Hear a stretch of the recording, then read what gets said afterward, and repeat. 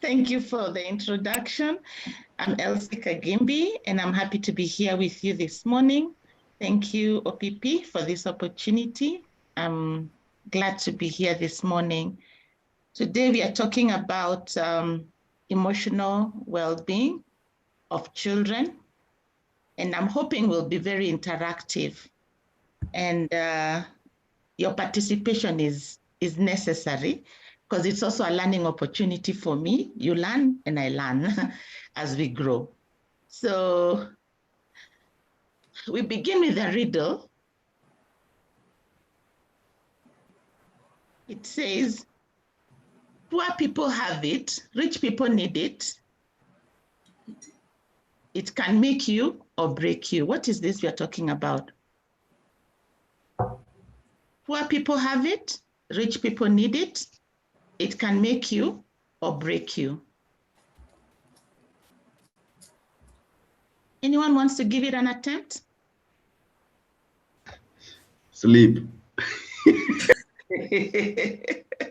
Thank you for attempting. Time. Thank you for attempting. We have sleep, we have time. Anyone else? People are writing in the chat. There is love, there is sanity. Peace. Peace.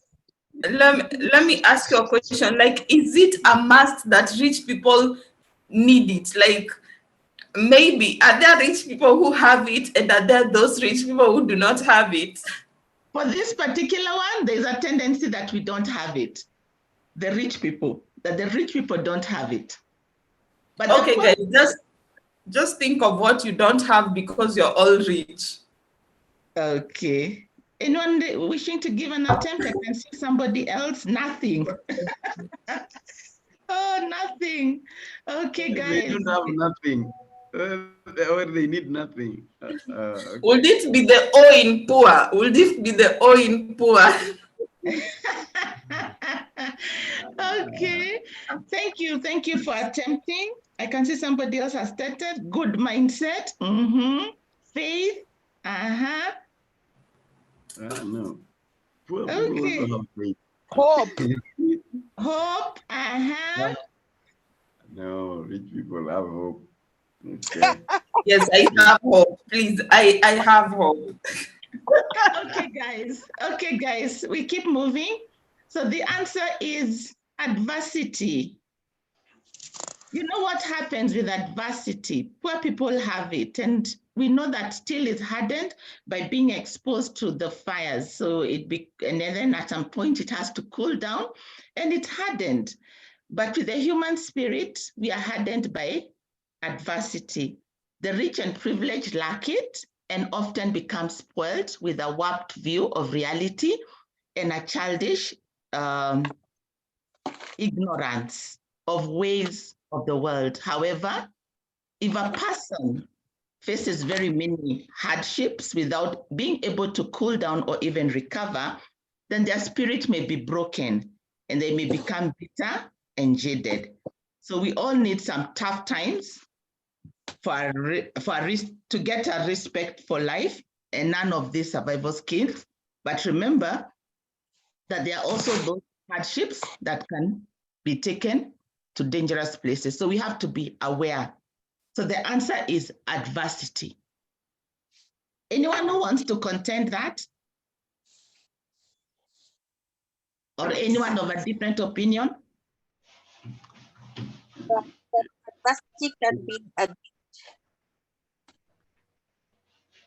It's true. Adversity, I think there is a way it shapes us and makes us wiser. The more troubles we meet, I love to say that we should love problems as they come, because after that, we are much wiser. There is this quote I love, that troubles come not to trouble us, but to train us. So they make us, and apparently there is truth in the fact that if somebody gets rich too young or too early, it gets into their minds and then they become arrogant and somebody says stupid. So, but when they lose that, then they start afresh. They become very humble. They get to know that it's always not that I qualified or merited it any better, but life gave me that privilege. I agree with you, OPP. I recently had an experience. My child has been exposed to adversity, and at some point, for the first 2 years, 2 years of his life, I saw him put in a public school. You can imagine a child coming from a private school and going to a public school. It's not easy. Somehow they have their struggles, but I've seen him grow in one way or another. But at some point, I noticed he was actually going to break down and I had to step in. So just this past weekend, I had to move him to a different school because I noticed it wasn't working for him. So in a way, yes, we expose the children as much as we can, but we also have to be wise enough to know, am I exposing this child too much? And when is it time to say, you know what, it's time for us to change the game. So for me personally, I had to do that and it was necessary. And I'm grateful for that I was able to do it. So emotional well-being, what it's all about.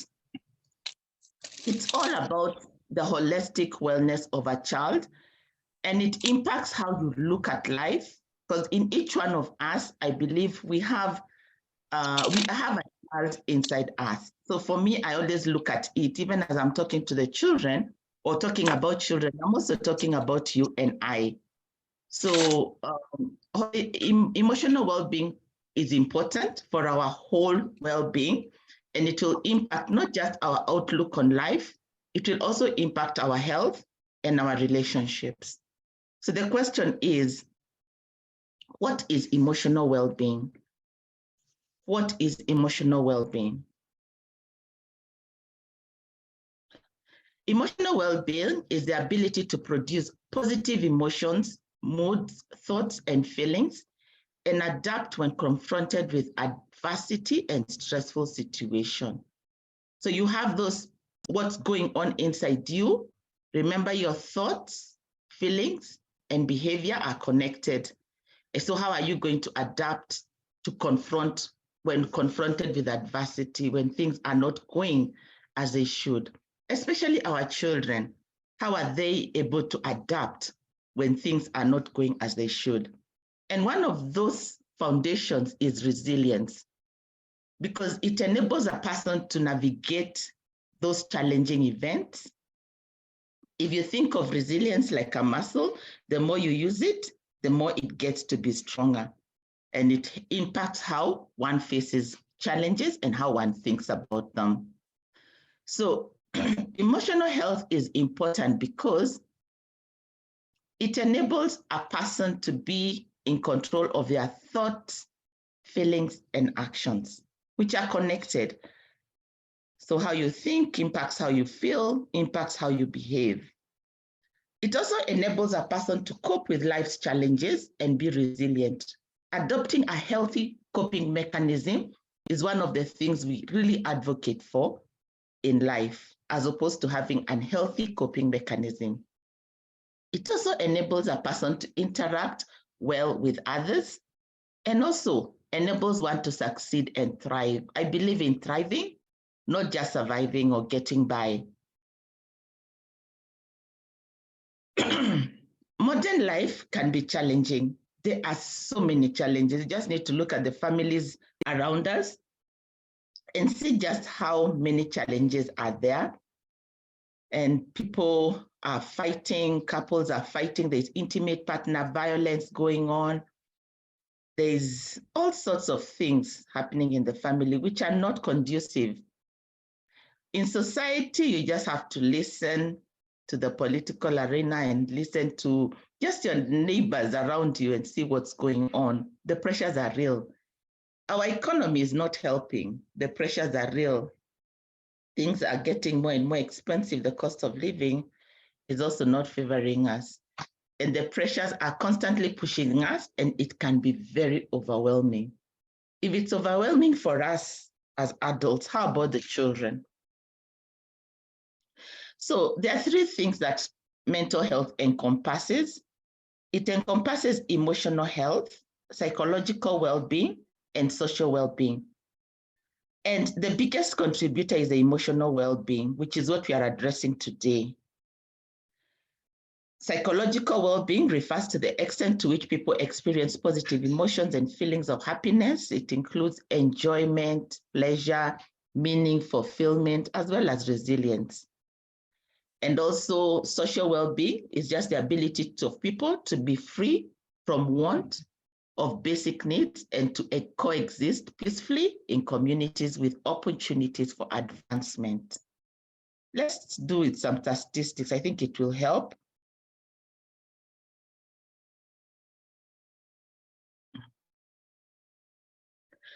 According to the World Health Organization, 1 in 7 10 to 19-year-olds experience mental disorders. And what's the cause? Depression, anxiety, and behavioral disorders are the leading causes of this in adolescents. So what happens to the children with this condition? You find that children with these mental health conditions are challenged. They're discriminated against. They have stigma. They're excluded.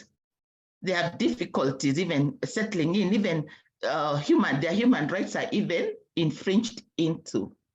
The physical ill health. So there's what it is, these children who have mental health conditions, there are those things that they go through.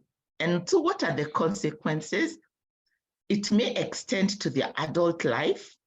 It impairs both physical and mental health, and also limits their opportunities that lead to fulfilling lives as adults. And you just need to look around and realize just what kind of opportunities these children are missing out.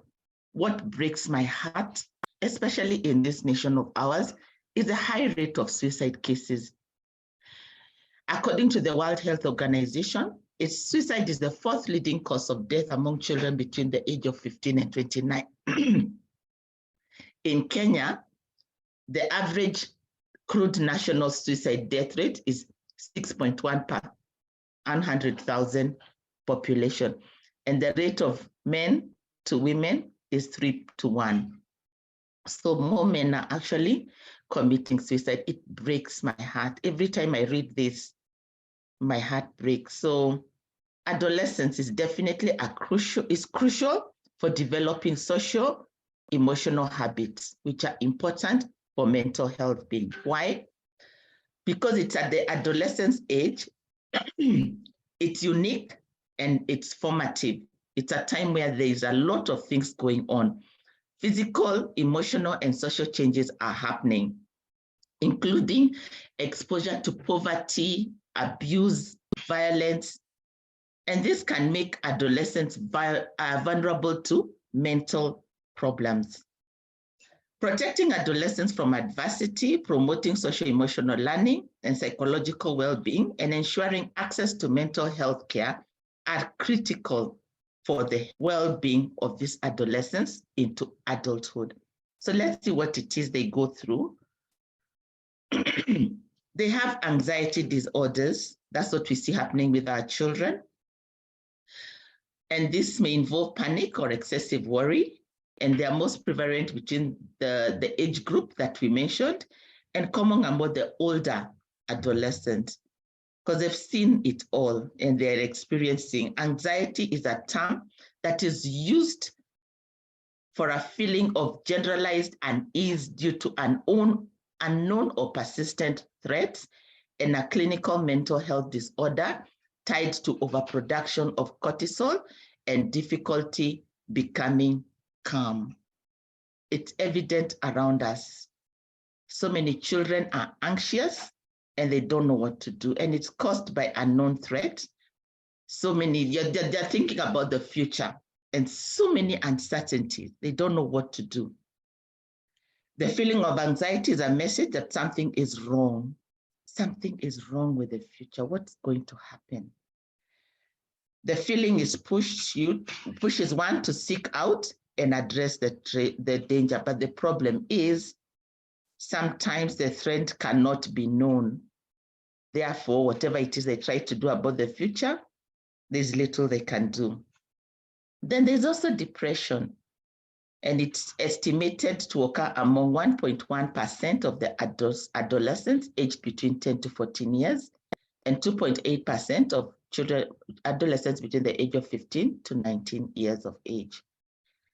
The two share some common symptoms, which include rapid and unexpected changes in the mood.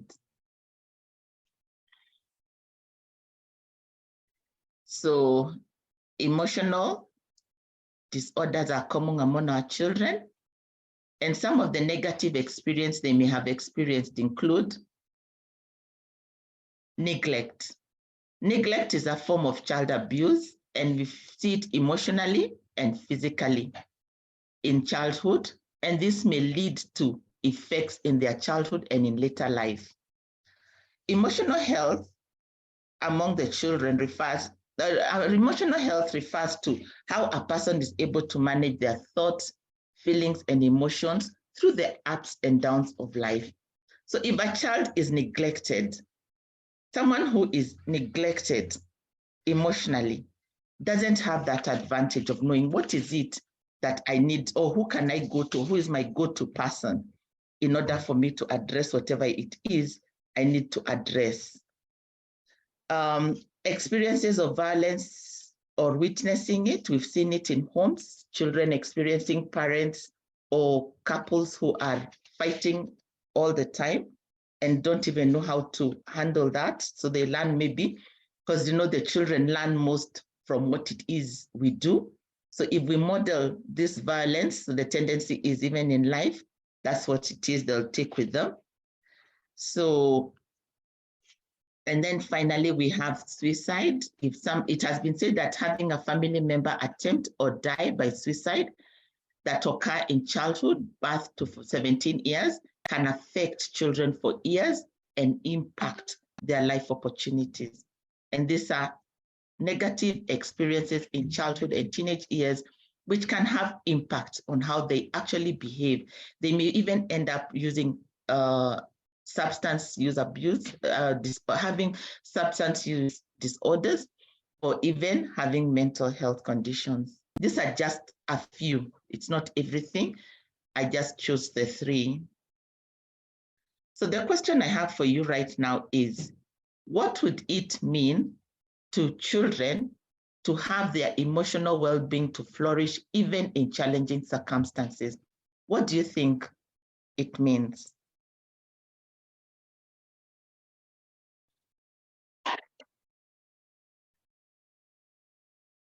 Please, anyone respond? What would it mean to children to have their emotional well-being to flourish even in challenging circumstances?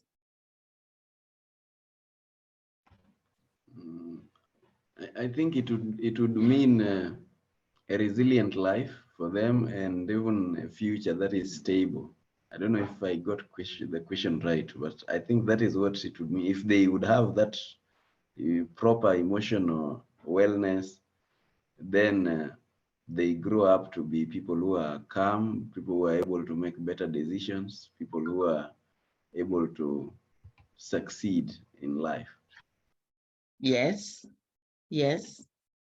They're able to succeed in life. Thank you. Thank you, OPP. I think, this is Christine, I think I would talk about self-awareness so that their emotions are not being controlled by what is happening around them. So they are feeling like they shouldn't be in control of their emotions. Mm-hmm. Thank you. Thank you, Christine. I think it would mean having kids who are healthy and kids who are responsible citizens. Once they are adults, they are responsible. Yes, yes. Thank you. Thank you, OPP, Christine and Teresa. I concur with you. Someone with good emotional health and emotional wellness is aware of their emotions. They are self-aware and they strategize to deal with both everyday situation and traumatic experiences, because life will happen. So as life is happening and they are self-aware, then they're able to manage themselves better and even regulate themselves much better. How we take in and respond to feedback is also affected. So how they are, whatever it is they are told, they don't get to be, take it so personally, but look at it. Is it constructive feedback? And what is it that I need to do about it? So it guides them. So whatever feedback they are given, it guides them. Remember that mental health, like physical health, is closely connected with how productive and easily we engage with the world around us. And the way we engage with the world around us can be negative or positive. And in some cases, if the child is not emotionally well, then chances are they'll get distressed and will not be able to flourish as they need to flourish.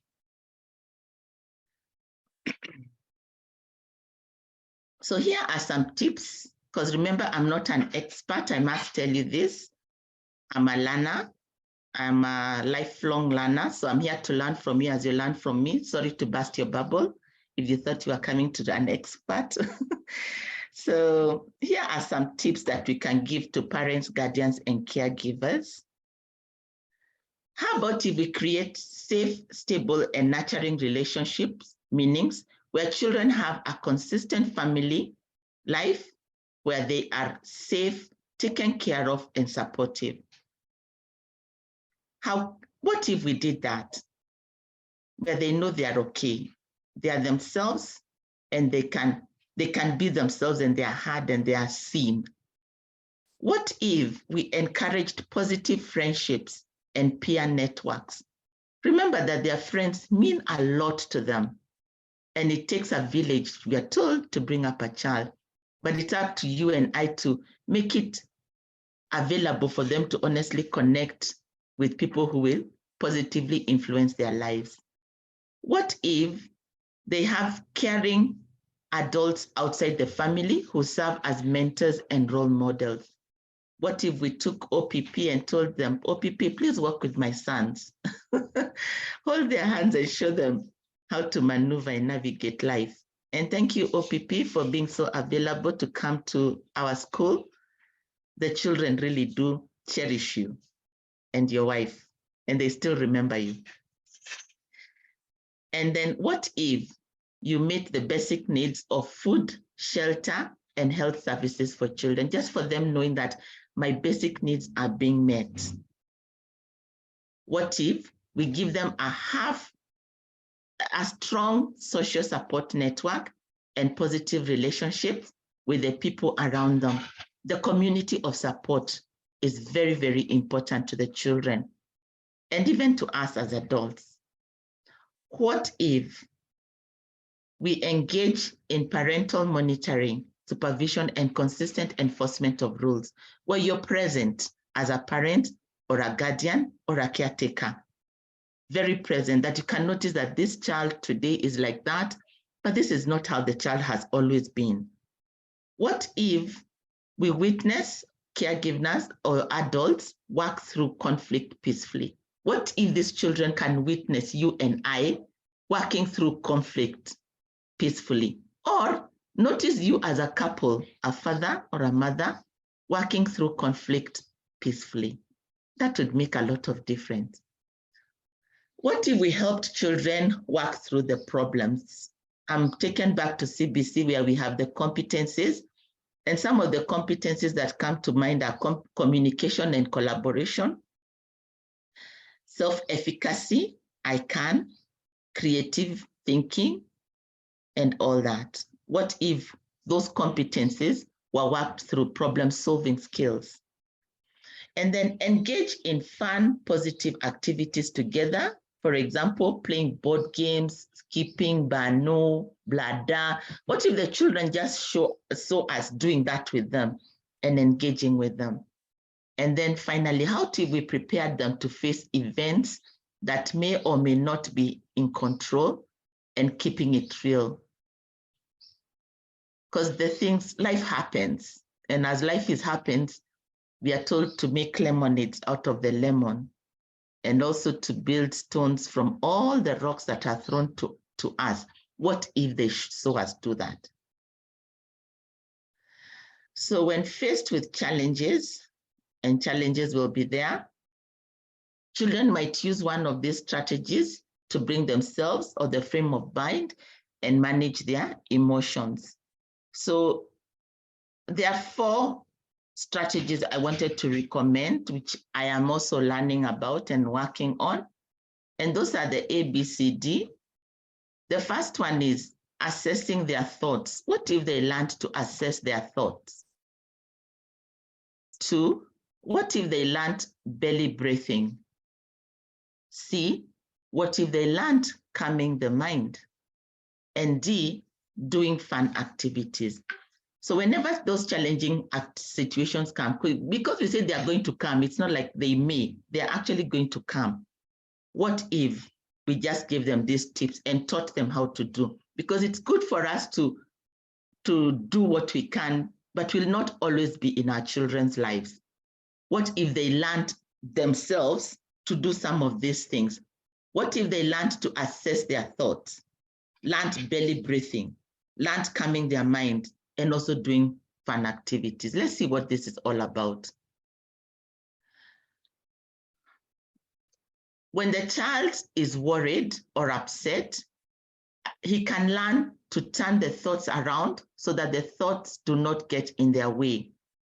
The thoughts can make a child sad, angry, and frustrated.